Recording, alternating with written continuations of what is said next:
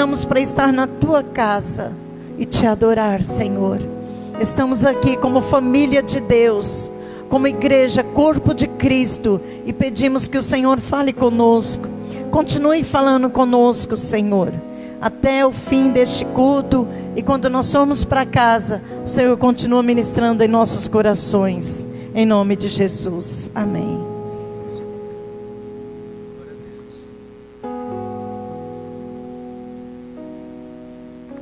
Boa noite, irmãos. Tirar a máscara. Dia de chuva, tá todo mundo aqui, hein? Que bênção.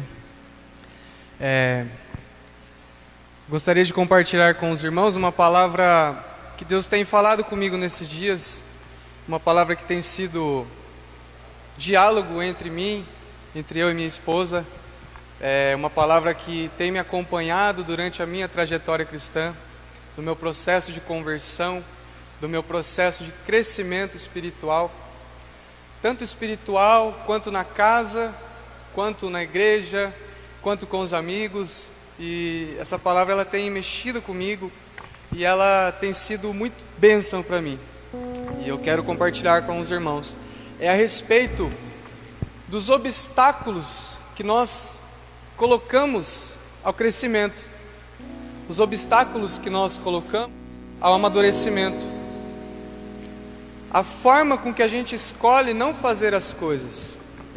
Nós temos colocado condições, nós temos colocado muitas coisas na frente daquilo que Deus pediu para nós fazermos. E por conta disso, às vezes, por nós queremos fazer do nosso jeito, as coisas acabam que não acontecendo e a gente não entende o porquê. Senhor, mas por que isso não acontece? Por que isso não muda? Por que isso aqui continua sempre do mesmo jeito? E o versículo que eu gostaria de usar é Lucas capítulo 4, versículo 25.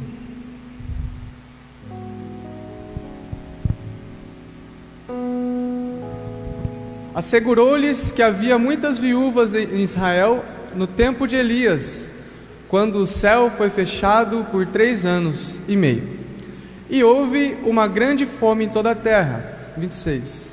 Contudo, Elias não foi enviado a nenhuma delas, senão a uma viúva de Sarepta, na região de Sidom. Também havia muitos leprosos em Israel no tempo de Eliseu, o profeta. Todavia, nenhum deles foi purificado, somente Naamã, o sírio. Interessante, irmãos, quando Jesus ele cita o nome de alguém do Antigo Testamento, eu fico muito curioso. Quando eu estou lendo algum livro, quando eu estou lendo o próprio Evangelho, e eu começo a perceber que Jesus ele cita alguns nomes, e pelo Mestre, pelo Filho de Deus, aquele que foi enviado, aquele pelo qual a Bíblia toda foi escrita, cita um nome do Antigo Testamento. Eu quero saber por quê. Eu não sei se os irmãos são assim também, mas desperta a nossa curiosidade, E a respeito de Naamã, nós lemos no livro de 2 Reis, capítulo 5, versículo 1. Conta a história de Naamã. Se o irmão conseguir, tudo bem. Aí eu fui pesquisar sobre Naamã. Eu falei, meu Deus, por que Deus está falando de Naamã? No versículo anterior a gente percebe que Elias, ele curou uma viúva. Ele deu a ela o que ela estava precisando no momento. Ela estava com fome, precisando de recursos. E Elias, como profeta, ali supriu a necessidade da viúva. Depois, mais para frente, ele fala que Eliseu curou Naamã porque era homem de Deus, Só que Naamã, assim como a viúva, eles foram pessoas únicas naquele momento. Jesus estava sendo questionado ali pelos fariseus no versículo anterior. Não é esse o filho de José e de Maria? O José o carpinteiro? Faça milagres aqui entre nós. E aí a gente começa a ver que Jesus ali, ele estava dizendo que abrindo a salvação, a cura, o favor de Deus também para as outras nações. Só que nem todos eram curados. Na verdade, no meio de muitas viúvas, Deus escolheu a viúva de Serepta. E no meio de muitos leprosos, inclusive na terra de Jesus, Jesus escolheu Naamã, sendo ele um sírio. E aqui a gente consegue entender um pouco mais da história de como foi esse episódio. Naamã, comandante do exército do rei da Síria, era muito respeitado e honrado pelo seu senhor, pois por meio dele o Senhor dera vitória à Síria. Mas esse grande guerreiro ficou leproso. 2.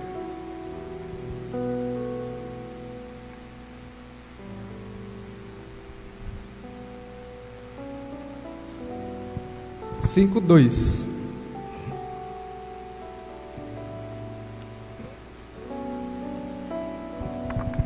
Ora, tropas da Síria haviam atacado Israel e levado cativa uma menina, que passou a servir a mulher de Naamã.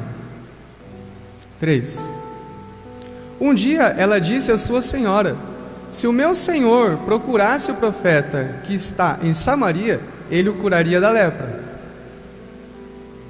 Naamã foi contar ao seu senhor o que a menina israelita dissera. O rei da Síria respondeu: vá, eu lhe darei uma carta que você entregará ao rei de Israel. Então Naamã partiu, levando consigo 350 quilos de prata, 72 quilos de ouro e 10 mudas de roupas finas. 6. A carta que levou ao rei de Israel dizia: junto com essa carta estou te enviando o meu oficial Naamã para que o cures da lepra. Assim que o rei de Israel levou a carta, rasgou as vestes e disse: por acaso sou Deus, capaz de conceder vida ou morte, porque este homem me envia a alguém para que eu o cure da lepra? Vejam como ele procura um motivo para que se desentender comigo. 8. Quando Eliseu, o homem de Deus, soube que o rei de Israel havia rasgado suas vestes, mandou-lhes esta mensagem: porque rasgaste tuas vestes, envia o homem a mim, e ele saberá que há profeta em Israel. 9. Então Naamã foi com seus cavalos e carros para a porta da casa de Eliseu. 10. Eliseu enviou um mensageiro para lhe dizer: vá e lave-se 7 vezes no rio Jordão, sua pele será restaurada e você ficará purificado. 11. Mas Naamã ficou indignado e saiu dizendo: eu estava certo de que ele sairia para receber-me, invocaria de pé o nome do Senhor, seu Deus, moveria a mão sobre o lugar afetado e me curaria da lepra. Não são os sírios, os rios Abana e Farfar em Damasco melhores do que todas as águas de Israel? Será que não poderia lavar-me neles e ser purificado? Então foi embora furioso. Dali furioso. Pode segurar aí. Aqui a gente percebe um pouco mais a história de Naamã. Ele era um oficial assírio, um general assírio, e ele ficou leproso. Naamã nem sempre foi leproso, ele ficou leproso. Então nós entendemos que veio uma provação, veio algum impedimento que mudasse a trajetória da sua vida, assim como acontece na nossa vida também. Naamã teve que lidar com uma lepra, e durante a guerra ele trouxe uma menina que disse a ele: olha, tem lá na terra de Israel um profeta que pode resolver seu problema. E ele imediatamente mandou uma carta para o seu senhor, para o seu chefe, e esse chefe deu a ordem, deu a permissão para que ele fosse se encontrar com o profeta. Mas aqui a gente percebe uma coisa: quando nós temos um problema em qualquer relação, em relação ao trabalho, em relação à igreja, com os amigos, com a esposa, com os filhos, com os pais, nós também pensamos, o primeiro pensamento que vem em nossa cabeça é como nós resolveremos aquele problema. Aí de repente a gente ouve falar de um Jesus, a gente ouve falar de um homem de Deus, a gente ouve falar de uma igreja, a gente ouve falar de um líder, a gente ouve falar de alguém que tem uma palavra de salvação, que tem uma oração poderosa, um intercessor. A gente ouve que existe uma igreja que prega uma palavra de salvação. A gente ouve que tem um Jesus que cura. Só que aí, o próximo passo que a gente é levado é a condição com que a gente tem que se colocar em relação àquilo que nós estamos precisando, ao caminho, né? Um outro versículo legal, muito interessante, é João 9, versículo 1. Olha que interessante. João 9, 1.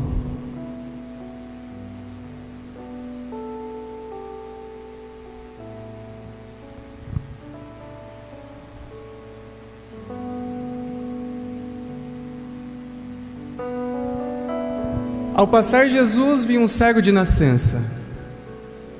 Seus discípulos lhe perguntaram: Mestre, quem pecou, este homem ou seus pais, para que ele nascesse cego?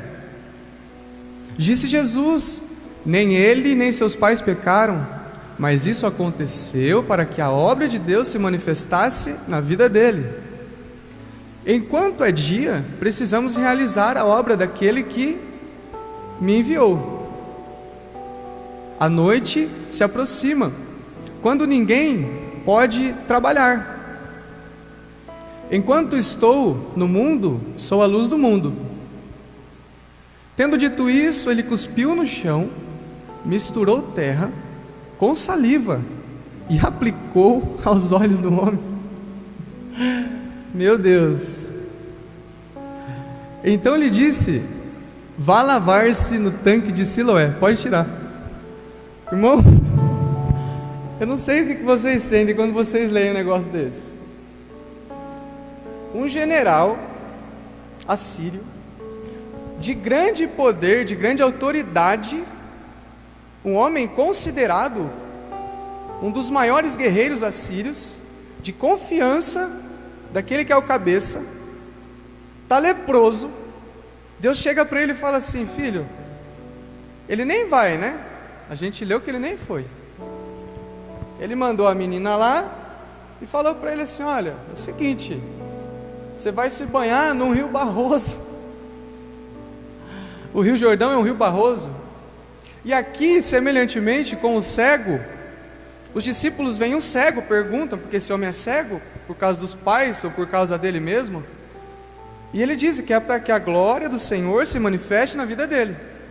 Então aqui, quando nós temos um problema em nossa vida, quando nós nos deparamos com situações que nos paralisam, nos fazem parar, nós temos que entender que Deus está querendo nos ensinar alguma coisa, porque Ele diz que tudo o que acontece é da vontade de Deus. Nada do que acontece na sua vida não passa, tem que passar pela vontade de Deus. É Ele quem tem que dar a permissão para que Satanás trabalhe. É Ele quem tem que dar a permissão para que venham tentações ou provações. E semelhantemente aqui, Jesus trabalha de um jeito um tanto que estranho, porque nós percebemos ali a Trindade. Deus se manifesta, o Deus Pai se manifesta no Antigo Testamento, de uma forma muitas vezes misteriosa, de uma forma muitas vezes estranha.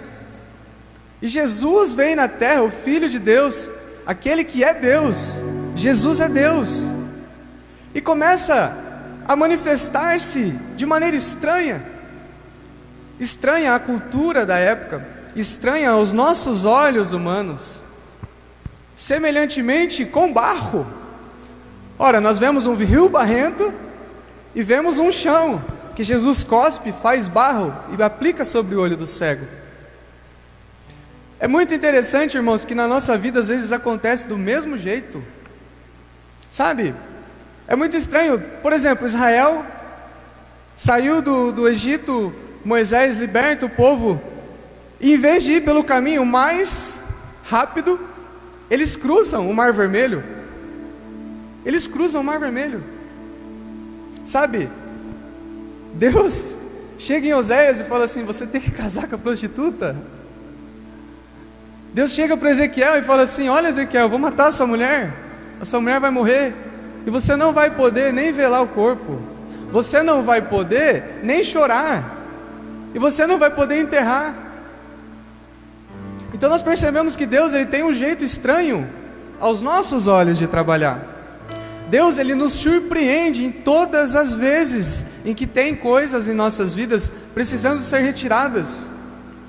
E Deus sempre tem uma lição para nos ensinar a respeito daquilo que Ele permitiu em nossas vidas. Sabe, aqui eu aprendo que nós, diferente do cego, depois a gente vai terminar a história do cego, mas muitas vezes nós nos comportamos como Naamã. Sabe, Deus chega em nós e diz: olha, filho, você tem que fazer isso para acontecer isso. Filho, você precisa fazer aquilo para acontecer aquilo. Filho, tem que ser do meu jeito. Tem que ser do meu jeito. É do meu jeito que dá certo. Sabe, o jovem rico chega diante de Jesus e diz: o que preciso fazer para ser salvo? E ele começa a citar uma lista de coisas que ele já faz. E quando Jesus diz a ele que ele tem que vender o que ele tem, ele pula para fora. Ele pula fora. Um jovem rico pergunta para Jesus o que precisa para ser salvo. E quando Jesus lhe dá a receita do bolo, ele pula para fora. Não quero não. E muitas vezes nós agimos dessa forma. É muito interessante. Sabe, às vezes nós temos problemas recorrentes assim, que acontecem direto, problemas que nós temos enfrentado todos os dias, tem problemas que nós temos enfrentado, mas nós temos enfrentado da nossa maneira, nós temos feito da nossa maneira, e nós ficamos questionando a Deus: Senhor, por quê? Por que isso aqui não acaba? Por que isso aqui ainda está desse jeito?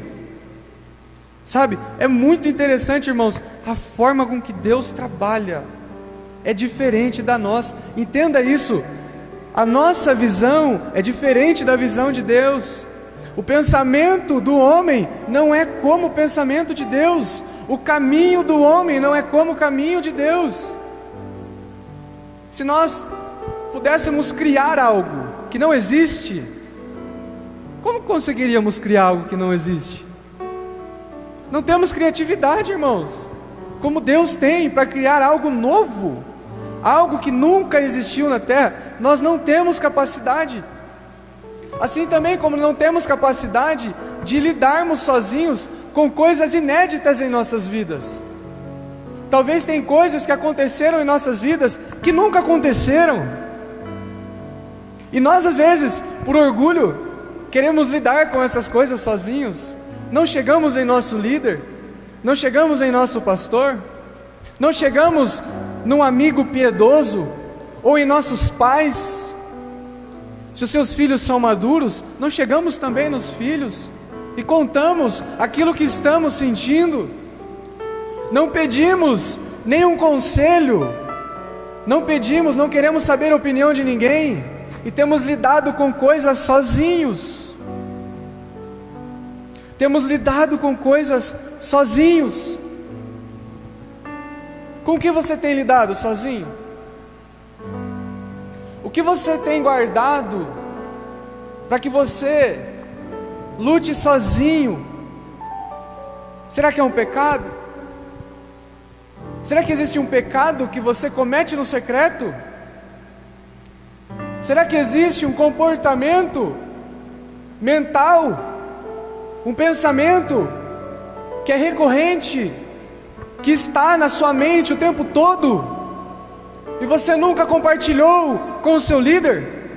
Você nunca compartilhou com o seu pastor? Porque nós sabemos que pecados vêm por olhares. Nós contemplamos coisas, nós vemos coisas, nós ouvimos coisas. O pecado entra dentro de nós através dos olhos, através dos ouvidos. Às vezes o pecado entra, como a Bíblia diz, por aquilo que falamos, ou por aquilo que repetimos do outro. Só que às vezes nós estamos lidando com coisas por orgulho, por vergonha, sabe, sozinhos, e não estamos vencendo. Se você disser para mim que lidando com o pecado sozinho você está vencendo, dificilmente. Comece a confessar. Entra no teu quarto, confessa a Deus. Sabe, se preciso, conversa com alguém de confiança, alguém que está sofrendo, já sofreu isso e venceu. Alguém que está sofrendo não, porque senão a pessoa vai cair junto, né? Mas comenta com a pessoa: olha, eu sei que você venceu isso aqui, eu quero compartilhar com você. Não fique lutando sozinho. Sabe, Sansão foi o homem que brincou com o pecado, e sozinho ele perdeu aquilo que ele tinha de mais valioso. Não era a sua força, mas era o Espírito.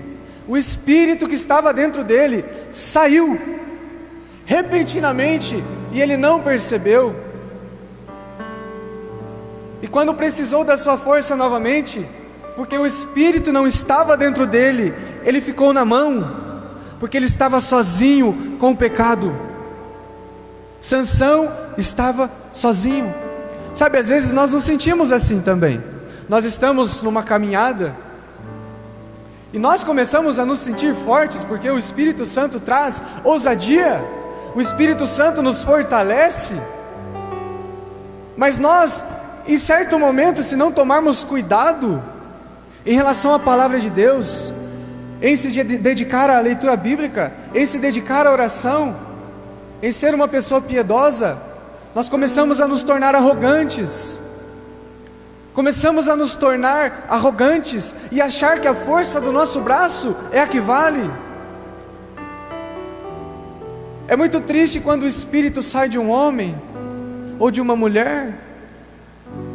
Sabe, Davi, ele clama: Senhor, não retira o teu Espírito de mim. Olha a preocupação de Davi. Davi poderia ter falado assim: Senhor, não retira o reino de mim. Senhor, não retira de mim as riquezas. Senhor, não retira de mim as mulheres. Senhor, não retira de mim os meus filhos, ou aquilo que ele achava importante.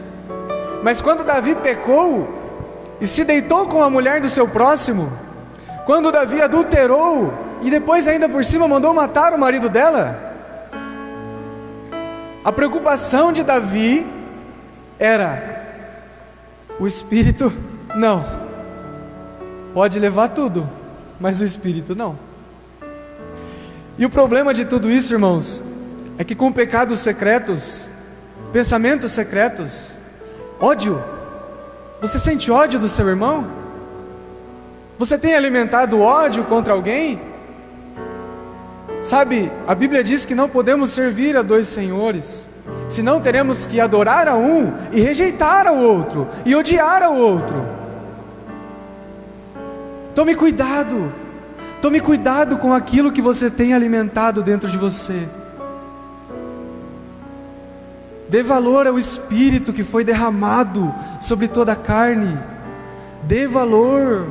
Sabe, quando você for levado por pensamentos e sentimentos, dê valor ao Espírito que está em você. Não deixe que o Espírito saia de você, porque nós sabemos que quando o Espírito saiu de Saul, foi enviado um espírito maligno para atormentá-lo. Foi enviado um espírito maligno.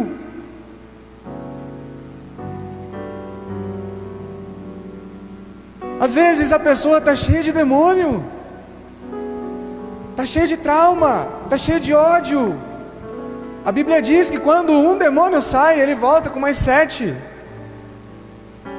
Tome cuidado, não ande sozinho, faça do jeito de Deus, porque se você não fizer do jeito de Deus, você pode acabar como Saul. E nós sabemos qual foi o final de Saul. Saul se matou. E não há salvação. Infelizmente não há salvação. E nós sabemos que o pecado é um caminho de morte. O pecado nos leva à morte. O salário do pecado é a morte. Quando nós não tratamos pecados secretos e queremos lidar com eles sozinhos, do nosso jeito, a morte começa a alcançar o ser humano. A morte começa a alcançar com pensamentos. Olha, você não vale nada, você não tem propósito, você não tem propósito, por que você existe? Se você não está no seu propósito, entre nele, entre naquilo que Deus deu para que você faça, para que quando vier esses pensamentos, você possa contra-atacar. Esteja dentro de uma igreja, esteja aqui, porque aqui você não está sozinho. Nós temos células, fora desse tempo de pandemia, você não está sozinho. Se você não tem um líder, busque alguém, porque você não precisa lutar sozinho. Quando Deus cria o mundo, Ele dá ao homem, vou usar esse exemplo de novo, Ele fala, vai lá e dá nome aos animais. Olha que lindo, Deus nos deixa participar das obras dEle, sabe? Ele fala para Josué, vai lá e conquista a terra de Canaã. Deus poderia com uma palavra expulsar todos aqueles daquela terra, para que Israel pudesse ser introduzido, mas Deus nos deixa participar. Sinta-se honrado, esteja no seu propósito. Deus conta com você, Deus conta com você. Ele não precisa fazer nada sozinho, nem você, nem Deus que é o Todo-Poderoso, não faz nada sozinho. Ele quer te deixar fazer parte. Quão suave, quão bom, quão agradável é que nós vivamos em comunhão. Não esteja sozinho, não esteja sozinho. Aqui tem amor, aqui tem alegria. Vocês sabem, vocês que estão aqui sabem que no momento da adoração há alegria, há regozijo, há gozo em nossa alma. Aqui nós sentimos uma alegria que em nenhum lugar nós sentimos. Não há alegria maior do que a alegria do Senhor. A Bíblia diz que a alegria do Senhor é a nossa força. Sabe, se você está triste aqui, não fique triste. Você tem um Jesus que te ama. Você tem um Jesus que tem planos para você. Aleluia. Glória a Deus. Para terminar, eu gostaria de ler os últimos versículos. Glória a Deus. Aleluia. Então lhe disse, vá lavar-se no tanque de Siloé, que significa enviado. O homem foi, lavou-se e voltou vendo. Irmãos, o homem era cego. Mas você aqui percebe o processo. Existe um processo. Às vezes o processo de Deus é estranho, mas quando nós o obedecemos, nós voltamos curados, nós voltamos sarados. Em que área você precisa ser sarado? O próximo versículo, por favor.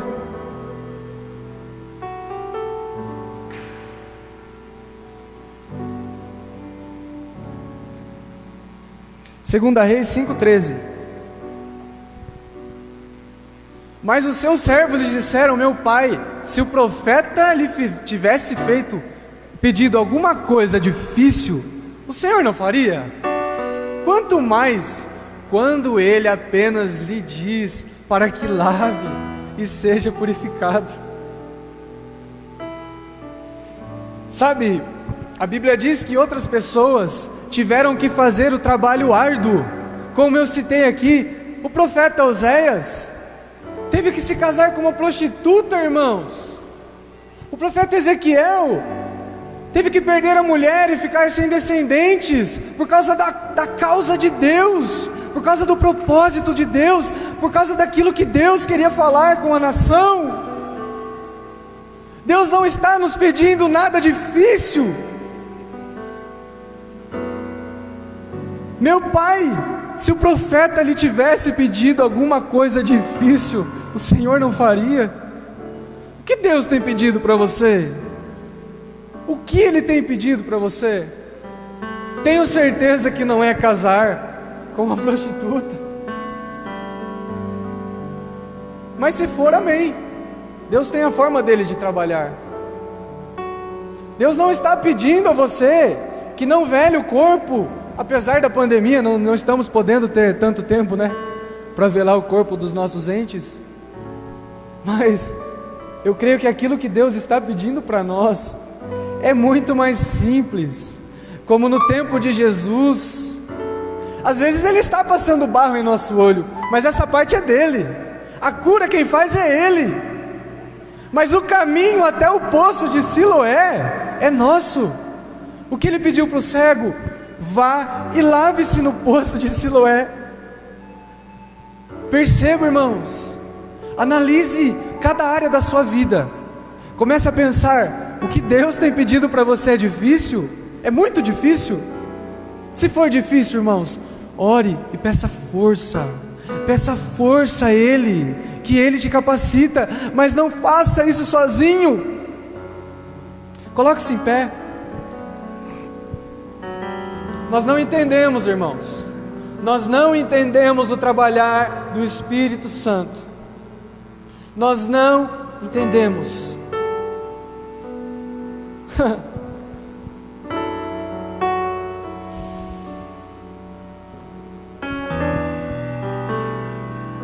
Ouça essa música, ouça essa canção, deixa ela falar com você. Deixa essa canção penetrar no fundo do teu coração. Se entregue a Ele agora. Diga essas palavras de coração para Ele, como o nosso pastor Tiago disse no culto de domingo. Sabe, cante. Quando você estiver na igreja, cante. Cante com verdade. Se você se sentir um hipócrita, peça graça ao Espírito Santo e força, para que você possa cantar aquilo de verdade. Aleluia. Oh Jesus, Tu és santo, Senhor. Tu és digno, Senhor. Toda adoração, Senhor. Glórias a Ti, Senhor.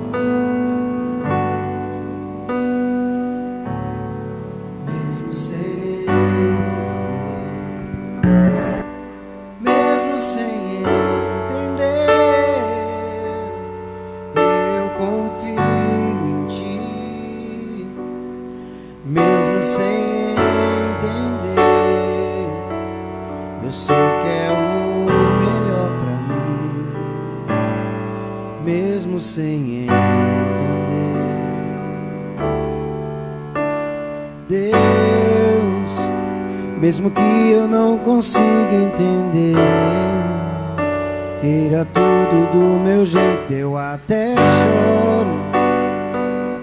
Exato, chego a dizer, por que é que tem que ser tão difícil pra mim? Parece parece que é difícil só pra mim. Eu sei, seus pensamentos são mais altos que os meus, que o seu caminho é melhor do que o meu. Tua visão vai além do que eu vejo. O Senhor sabe exatamente o que é melhor pra mim. Mesmo que eu não entenda os seus caminhos, eu confio. E Deus, porque sou tão pequenino assim, vou ficar quietinho aqui no seu colo, esperando o tempo certo de tudo, porque eu sei que vais cuidar de mim, e o meu melhor está por vir. Eu sei que é o melhor pra mim, mesmo sem entender, mesmo sem entender, mesmo sem entender, eu confio em ti, mesmo sem entender.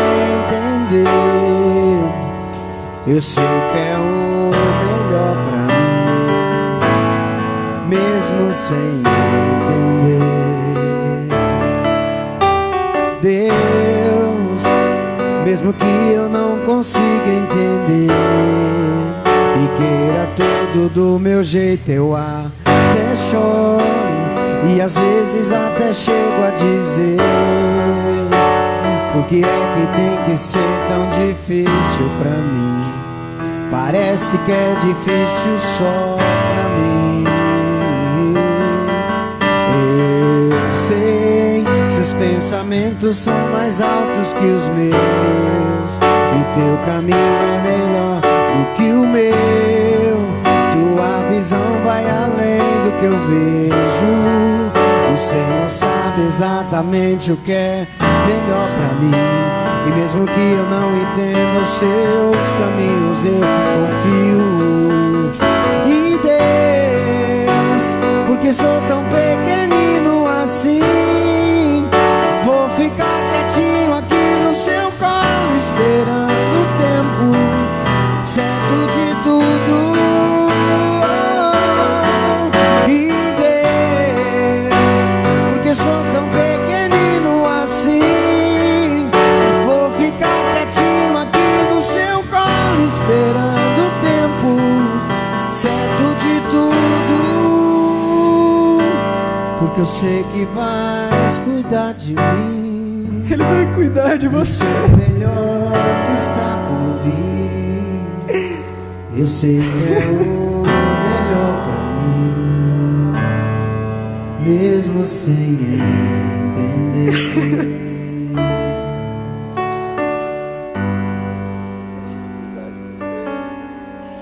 Deixa ele cuidar de você. Nós temos um Deus que nos procura, Ele nos procura todos os dias. Todos os momentos Ele nos procura.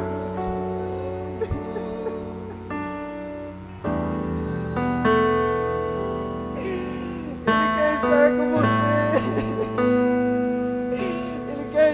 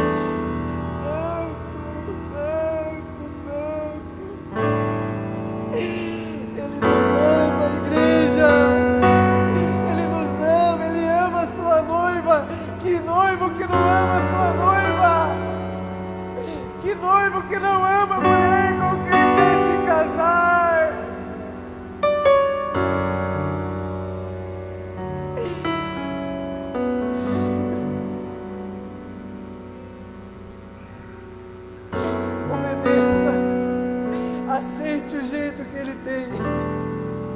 Aceite o jeito que Ele tem.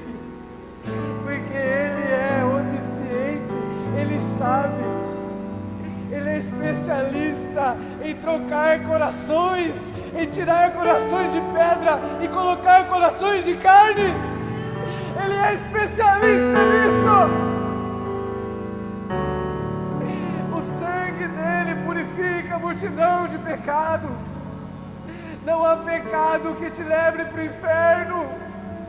Confesse e abandone.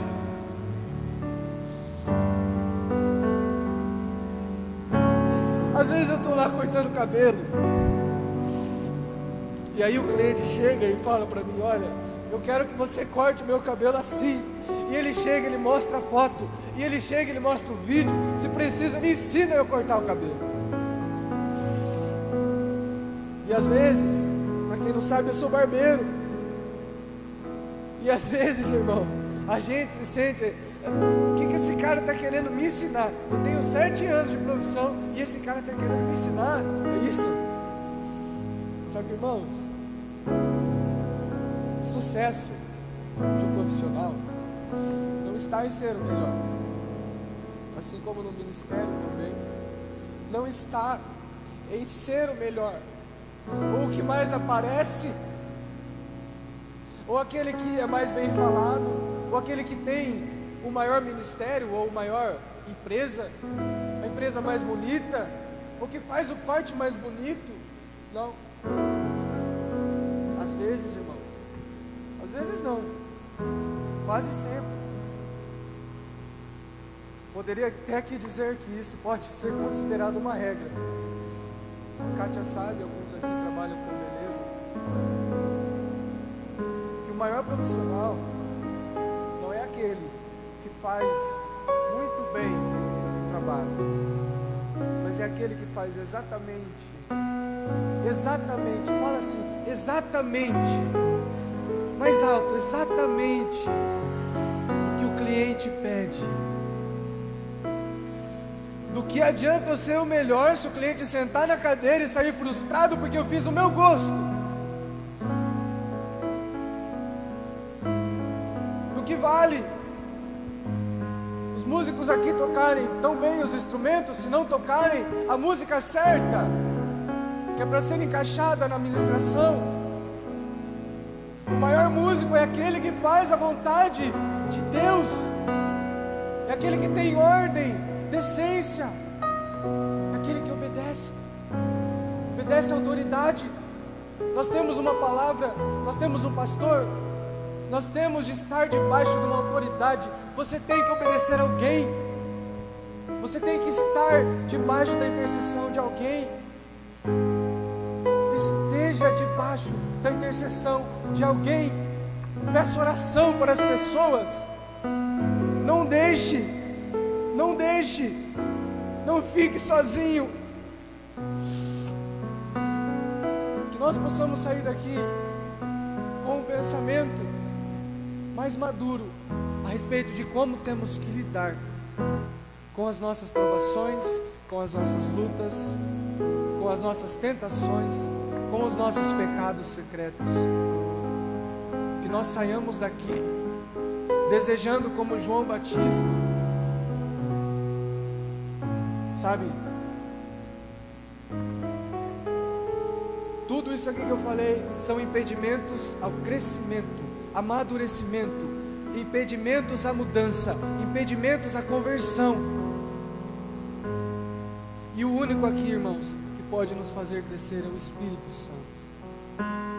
Paulo planta, Apolo rega, mas quem dá o crescimento é o Espírito Santo.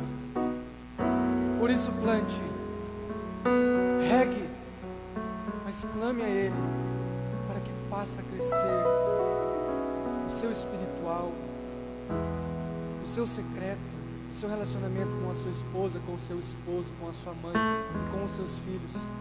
E Ele vai dar o crescimento, em nome de Jesus. Deus abençoe vocês. Eu espero que possa ter edificado a vida de vocês esta palavra, em nome de Jesus. Amém. Glória a Deus. Aleluia, aplauda ao Senhor nessa noite. Glória a Deus. Tem pessoas que preferem ficar leproso ou cego do que obedecer ao Senhor. Que nós possamos obedecer ao Pai, que vale a pena, amém? Vamos agradecer ao Senhor nessa noite. Pai amado, te agradecemos, Senhor amado, por este culto, Senhor. Ô Espírito Santo de Deus, ó Pai amado, a chuva não nos impediu, Senhor, porque nós te amamos, ó Pai. Ô Espírito Santo, o tempo não nos impediu, ó Pai amado, a canseira, a exaustão, ó Pai amado, e até mesmo a preguiça não nos impediu, Senhor. Ó Espírito Santo, que possamos continuar assim, ó Pai amado, com fome e sede da Tua palavra, Senhor. Ó Espírito Santo, guarda a nossa casa, guarda a nossa família, Pai amado, pois nós cremos e sabemos que enquanto nós estamos aqui, o Senhor tem guardado a nossa casa, as nossas vidas, ó Pai. Obrigado por tudo que o Senhor fez, faz e há de fazer por nós. Nós te amamos e sempre iremos te amar, ó Deus, em nome do Senhor Jesus, amém. Vai em paz, que o Senhor te acompanhe, te guarde e te ilumine, em nome do Senhor Jesus.